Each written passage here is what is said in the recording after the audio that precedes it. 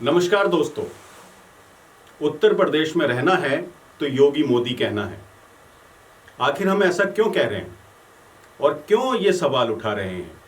असल में अगर पिछले दिनों उत्तर प्रदेश में जो रैलियां हुई, जो बीजेपी के कद्दावर नेताओं ने की, अगर हम जिक्र करें तो हम पाएंगे कि उसमें चाहे योगी आदित्यनाथ हों या देश के गृह मंत्री अमित शाह जब मुजफ्फरनगर में बोल रहे थे तो साफ तौर पर एक ही संदेश जा रहा था। जहां योगी आदित्यनाथ ने बुलंदशहर में कहा कि यहां से जब तोप चलेगी तो पाकिस्तान का दिल दहल जाएगा और देश का विकास होगा, वहीं उन्होंने कहा कि जब शामली में गर्मियों में भी वो एक ठंड का जो शिमला जैसा एक वो माहौल पैदा कर सकते हैं, तो कुल मिलाकर के अगर देखा जाए तो उत्तर प्रदेश में जो बीजेपी है एक डर का माहौल पैदा करने की कोशिश कर रही है और साथ ही साथ ये जताने की कोशिश कर रही है कि अगर उत्तर प्रदेश में अगर बीजेपी की सरकार नहीं आई तो यहाँ की जो शासन और जो प्रशासन जो व्यवस्था है वो गड़बड़ा सकती है। यानी फिर से यहाँ दंगे जो हैं वो उत्तर प्रदेश को देखने पड़ेंगे। और ऐसा बीजेपी शायद इसलिए भी बोल रही है क्योंकि अगर बात मुजफ्फरनगर दंगों की हो या उससे पहले उत्तर प्रदेश में जो दंगे हुए, शायद वो उनका डर दिखा करके उत्तर प्रदेश के लोगों को बीजेपी का जो वोट है वो मजबूत करने की कोशिश कर रही है। लेकिन असल में हकीकत क्या है, बीजेपी ऐसा उत्तर प्रदेश में क्यों कर रही है? असल में अगर हम 2007 की बात करें, जब मायावती की सरकार थी यानी बीएसपी की सरकार उत्तर प्रदेश में थी, और उसके बाद 2014 का वो समय भी आया जब अखिलेश यादव की सरकार उत्तर प्रदेश में आई, और उसके बाद 2017 में योगी आदित्यनाथ की सरकार उत्तर प्रदेश में आई। अगर हम इन तीनों सरकारों का अगर कंपैरिजन देखें तो 2007 की जो सरकार थी यानी जो बीएसपी की सरकार थी, अगर उसकी बात करें तो अगर उसमें सुशासन की अगर हम बात करें तो उसमें जो दंगों के जो आंकड़े हैं वो काफ़ी कम हैं। अगर हम वहीं अगर पूरे देश में अगर दंगों की बात करें, जिसमें बीजेपी का ये दावा भी होता है कि उसके शासनकाल में जो दंगों की जो फहरिस्त है वो काफ़ी कम होती है, और एक गुजरात मॉडल की बार बार बात होती है कि बीजेपी ने गुजरात के दंगों पर किस तरीके से कंट्रोल किया। तो चलिए शुरुआत 1969 से ही करते हैं, जिसमें एक बहुत बड़ा दंगा गुजरात में हुआ था और उसमें 5000 मुसलमानों को कत्ल कर दिया गया था। इसे मासकेयर कहा जाए तो वो भी कोई गलत नहीं होगा, जिसमें लगभग 5000 मुसलमान उस समय मारे गए थे। उसके बाद 1985 में दंगा हुआ, 1987 में दंगा हुआ, 1990 में दंगा हुआ, 1992 में दंगा हुआ, और 2002 का दंगा भला कौन भूल पाएगा, जिसके बाद मोदी सरकार और वहाँ की जो सरकार से उस समय जो मौजूदा सरकार थी यानी जो प्रधानमंत्री जो आज हैं वो उस समय गुजरात के मुख्यमंत्री हुआ करते थे। जब उनसे सवाल किया गया कि आप राज सत्ता का जो वचन है वो निभाइए, तो वो अटल बिहारी वाजपेयी साहब का जो सवाल है उस पर जो हमारे देश के जो प्रधानमंत्री हैं मौजूदा समय में, उनका जो जवाब है वो काफ़ी चर्चित हुआ था। और उसके बाद ये सवाल भी उठा था कि 2002 के दंगे को क्या नाम दिया जाए, इसे सिर्फ दंगे का नाम दिया जाए या एक बहुत बड़े नरसंहार का नाम दिया जाए। पूरी दुनिया में चर्चा का ये विषय बना। हम बात कर रहे थे उत्तर प्रदेश की और बीजेपी की सरकार की। अगर 2007 में अगर मायावती की सरकार की अगर हम बात करें तो उस समय जो दंगों का परसेंटेज है वो काफ़ी कम था। उसके बाद 2014 की बात करें, अगर अखिलेश सरकार की अगर बात करें तो उसमें काफ़ी दंगे देखने को मिले थे। और अगर मौजूदा समय में जो सुशासन की दुहाई देते नहीं थक रहे हैं बीजेपी के जो बड़े नेता, अगर उन्हीं की सरकार की अगर बात करें तो उसमें जो दंगों का ग्राफ है वो लगातार बड़ा है। दलितों की हत्या हर तीसरे दिन पर एक हो रही है। और अगर हम बात करें महिलाओं के उत्पीड़न और उनके साथ बलात्कार, नृशंस हत्याओं की अगर बात करें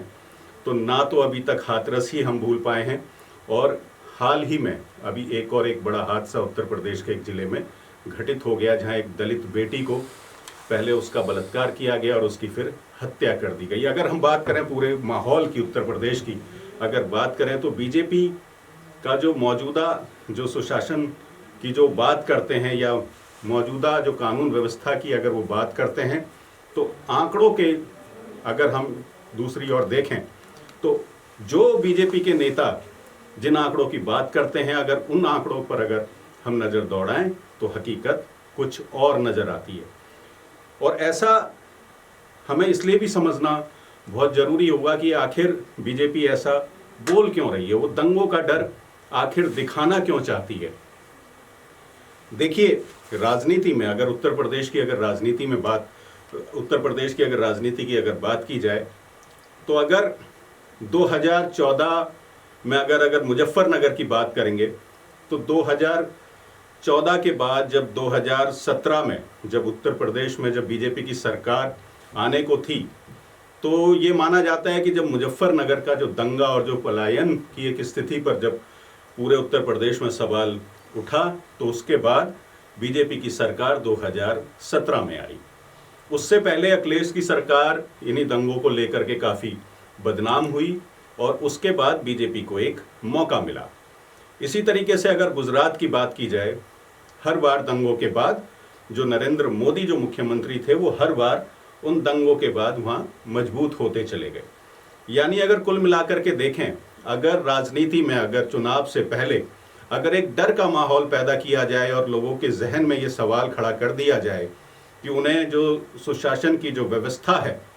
वो वही सरकार दे सकती है जो या तो केंद्र में है या उनका जो मुख्यमंत्री है वो इतना मजबूत है कि वो सरकार को ठीक तरह से चला ले जाएगा। और उसमें जो मौजूदा दौर में अगर हम देखें तो उत्तर प्रदेश में योगी आदित्यनाथ एक मजबूत नेता के रूप में उभर कर सामने आते हैं। उनकी छवि इस तरीके की गढ़ी गई है कि वो एक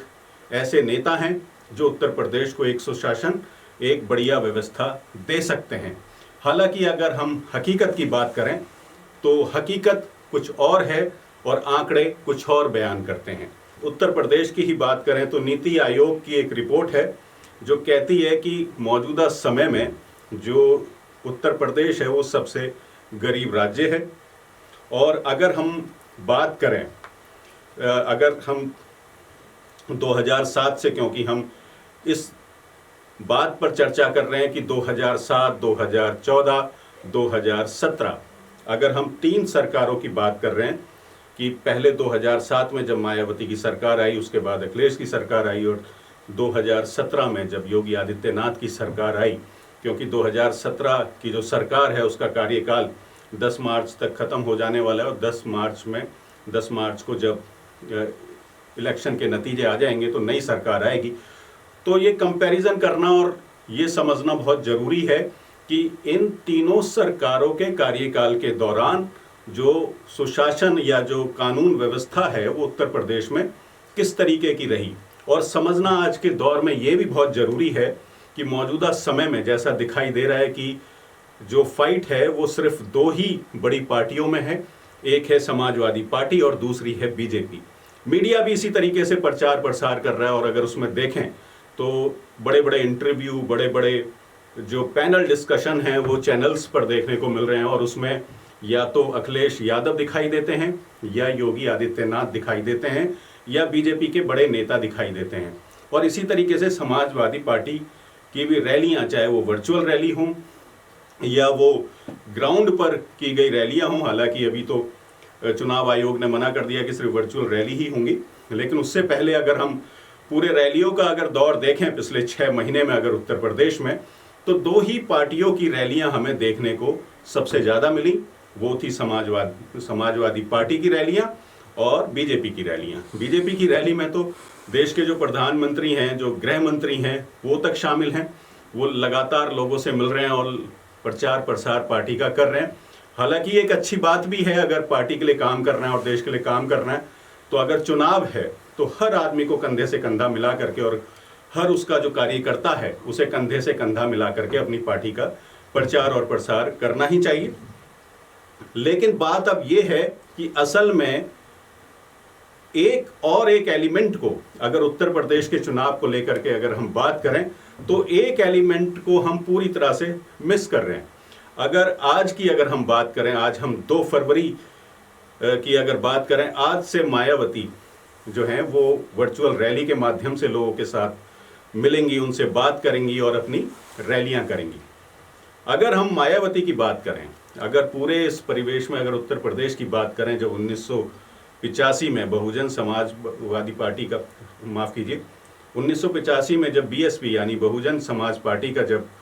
नींव रखी गई और माननीय काशीराम जी ने इस पार्टी को बनाया और बहुजन की पार्टी को बनाया, तो उस समय एक ऐसा दौर था जब दलित, आदिवासी और जो पिछड़ों की आवाज़ सुनने वाला कोई नहीं था। और उस समय बहुजन समाज पार्टी का गठन किया गया। बहुजन समाज पार्टी जो है वो सत्ता में भी आई। मायावती पहली बार उत्तर प्रदेश की मुख्यमंत्री बनी। उसके बाद वो लगातार कई बार उत्तर प्रदेश की मुख्यमंत्री बनी। हम वहीं से एक बार फिर स्टार्ट करते हैं। अगर मुख्यमंत्री बनने की फहरिस्त में मायावती का जो कार्यकाल है वो काफ़ी अच्छा रहा। हर बार जब भी मायावती जब भी मुख्यमंत्री बनी उत्तर प्रदेश की, तो जो शासन और जो प्रशासन की जो व्यवस्था रही वो काफ़ी अच्छी रही। उसमें चाहे महिलाओं के साथ जो